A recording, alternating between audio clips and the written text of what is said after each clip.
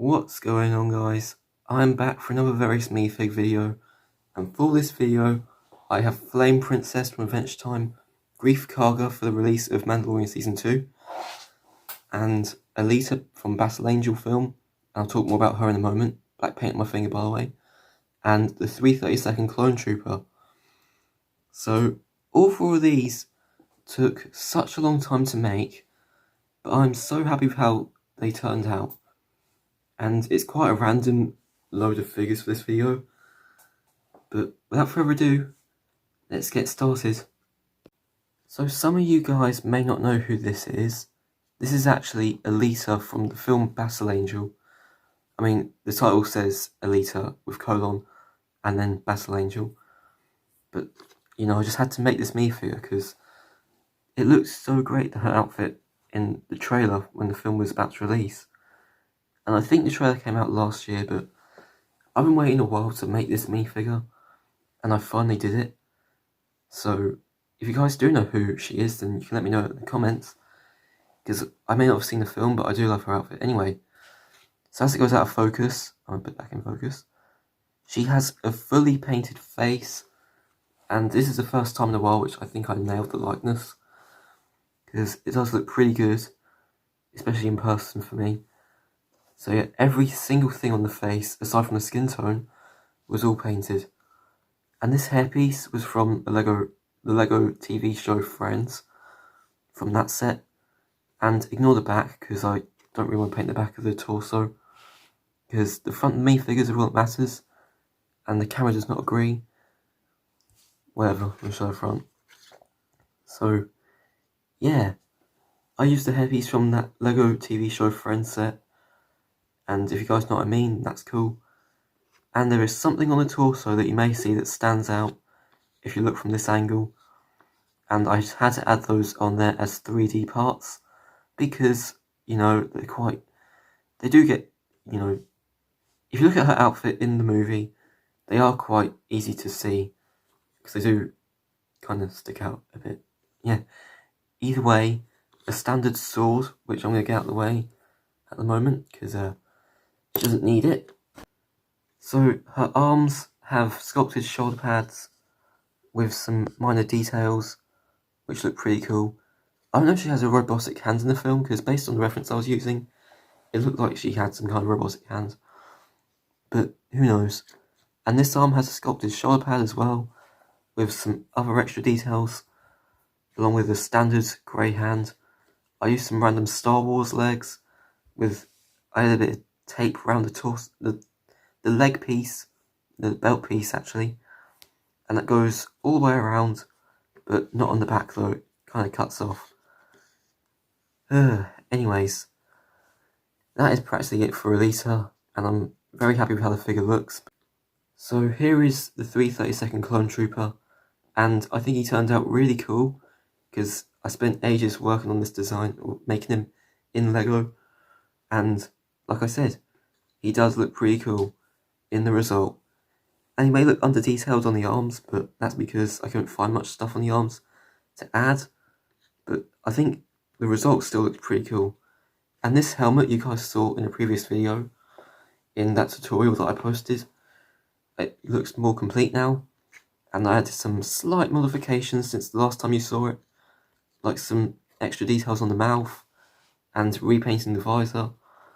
But other than that, it's the same helmet that you saw in the tutorial, which I'm still happy with how it turned out. He also has sculpted shoulder pads, and these 3D elements on the torso, actually the lower torso and on the belt, because, you know, he has that on his costume. Actually, the clones have it, all the 332nd clones have it. What am I talking about?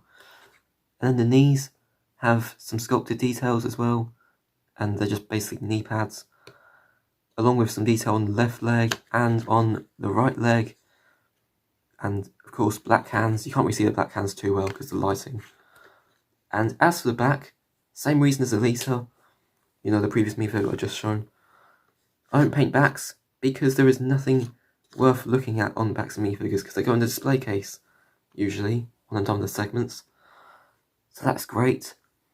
And he doesn't have any sort of accessory because I couldn't find one in time to make this video, as I post once a week practically now. But real quick, here's how he looks next to Ahsoka, and you can see how cool that looks. Unfortunately, Ahsoka's something on the headpiece broke off. Like, you see this thing on the right side? Well, the one on the left kind of broke off, which sucks.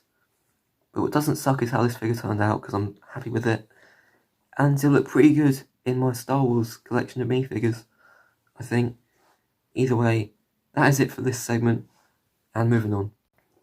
And for the release of Mandalorian Season 2, what better time than now to make Greef Carga in Lego? And that's what I just did here.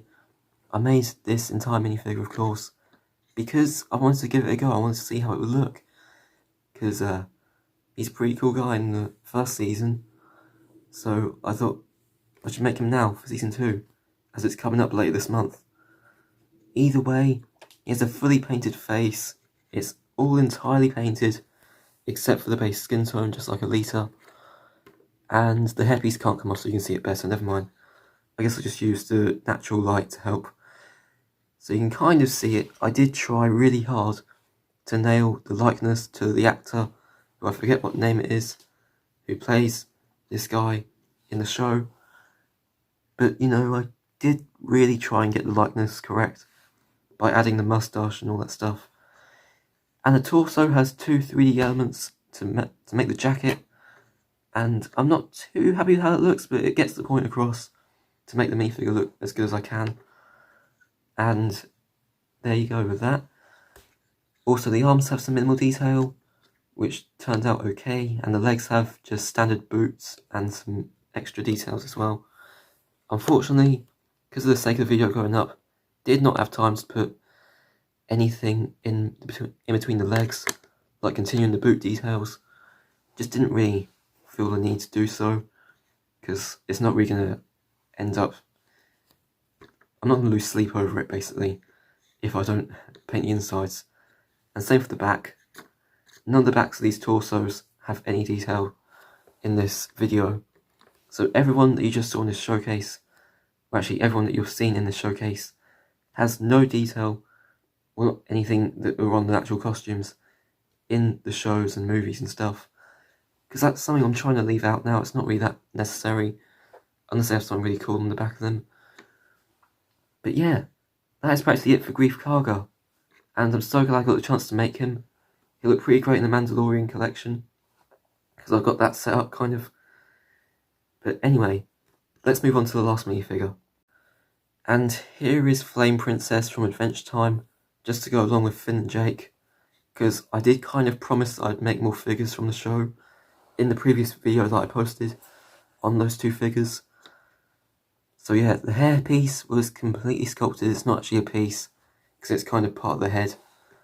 And you're going to be completely blown away by what's on the back in a moment when I show it. And the face isn't that interesting. It's just two black dots and a mouth, but with a pretty cool detail in between the eyes. That is actually part of the show, actually part of the character in the show. That little gem thing in between the eyes that I painted on. And the torso has just standard details that you'd expect to have, or expect to see, with the yellow skin tone, I guess, painted in the middle, along with this dress piece that I think was introduced in the Star Wars sets. I painted the entire part of that entire piece, and when you guys see the back of this minifigure, do not feel disappointed or anything, because, like I said, backs to torsos, I've said it a million times in this video already, backs to torsos and stuff, if I don't feel the need to paint anything on the back, then I just leave it how it is, because the front looks good enough, at least. But here's the back. Do not be shocked anyway. Moving on from that. So, yeah, that is practically it for Flame Princess. And I'm excited to put her in the Adventure Time collection that I have going. And hopefully, in the future, if I have time, I'll make more figures from Adventure Time if I can. So yeah, that is it for these figures, and let's wrap this up. Alright guys, that is it for this various minifigure video. Let me know what you think of all four of these figures down in the comments. And also put a like if you like how all four of these turned out. And make sure to subscribe as well, because that helps every YouTuber at this point.